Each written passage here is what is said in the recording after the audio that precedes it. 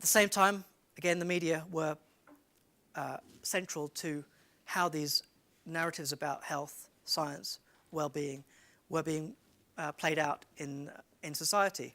One particular example occurred in 2007 was the Big Donor Show, a Dutch program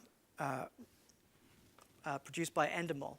I want to play you the clip. The context for this is it's a reality TV show where the winners get a kidney. So the 3 contestants are in need of a donor, and whoever is the lucky one gets the donation from the person that's willing to give it up, and the other 2 have to go back onto the list. So let's have a look at this clip. Het is vandaag vrijdag 1 juni 2007. Een bijzondere dag in de televisiegeschiedenis, want vanavond gaat er iets gebeuren dat nog nooit is gedaan. En dat is in de Tweede Kamer, in heel Nederland en ver daarbuiten niet onopgemerkt gebleven. The program is called Big Donor Show. De Tweede Kamer vindt het programma onsmakelijk. In Den Haag is ophef ontstaan. Een smakeloos programma. 3 people who need a new kidney. This is cynical exploitation. Life-saving kidney operation. The makers of Big Brother have done it again. Organen verhandelbaar maken. The Big Donor Show is designed to cause outrage. Gebrek aan donoren. Unethical and tasteless. Transmission is set for Friday. Met höchst macabren Mitte. The latest controversial program. A bad taste. Has reality TV gone too far? Too far? The whole thing was a hoax. After 2 days of worldwide press coverage, television coverage in particular, it turned out that the whole thing was staged to raise awareness about the shortage of organs within the Dutch system. It was a program that was subsequently criticized by the same media that were criticizing it for different reasons before. But the following year, it received an Emmy for its contribution to television, I suppose. What fascinated me, and what's fascinated me about all of these ways in which ethical issues, scientific issues are played out in the media, was the willingness to, often by deceit, try to allow people to be confronted by significant issues that their societies face. And I think the ethical side of this became a moot point as soon as they won the award. It was seen as something that the ends justified the means. But nevertheless, these were complicated issues that gave rise to debates about broadcasting regulations and so on. Prosthetic culture in the area of biology was also influential here. That synergy again between biology and binary. The design of these legs for, in this case, Amy Mullins, this iconic shot of her by Nick Knight, which became emblematic of a new era of prosthetics, an era that promised to transform how we think of ability. So for many years, in fact, you probably haven't seen much of the coverage of the Paralympics over the last week because there hasn't been much coverage. Despite these athletes being extraordinary, and certainly as extraordinary as Olympic athletes, no one really covers this. The BBC haven't done a very great job in scheduling much time for it.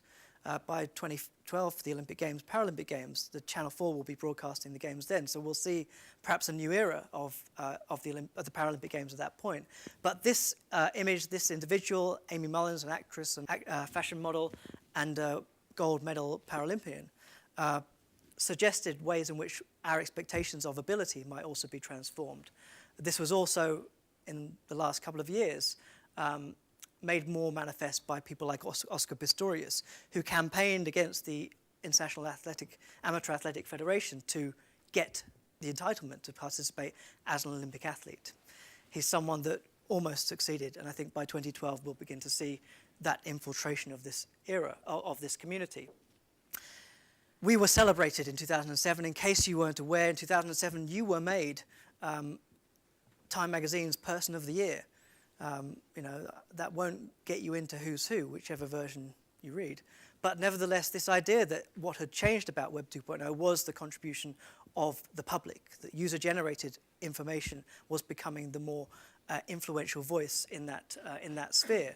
2008, nearly there, I began to work with FACT in Liverpool, an organisation much like the CCA, developing its Human Futures programme, writing about things like the ethics of outer space. And here you see 2 graphical representations of what this might look like. A zero-G flight that was created for an artist to take part and perform as a piece of live art. And in the very same year, a publicity campaign for Go Zero G involving Stephen Hawking, suggesting an era of spaceflight. This was something that was potentially possible. I'm going to skip on from this.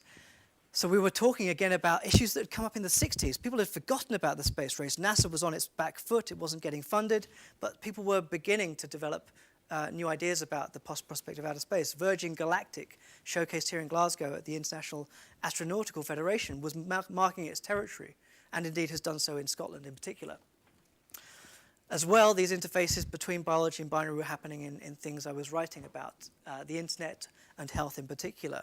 What was at stake was an era of 24/7 medical surveillance, potential invasions of privacy that might govern our engagement with it through things like Google Health, which promised to help us take control of our health, but also in process, obviously divorced responsibility from those that were supposedly experts. But what's at stake here was the idea of expertise, that this was becoming transformed. 2009 also, we brought probably the largest cohort of post-human thinkers to the International Symposium on Electronic Art in Belfast. This terminology was now reaching maturity. It was something that was not simply a castaway term that people used to describe a potential future, but something that people were beginning to theorize. The European Parliament were paying attention. They developed a select committee to receive evidence on this. This was perhaps the most significant intervention that we've seen in the last 10 years, certainly from Europe. And at the same time, I was beginning to think of new strategies, new tactics we might imagine to try to do more in this area, which people were still excluded from these conversations. This coincided with the Abandoned Normal Devices Festival. I'll play you a clip.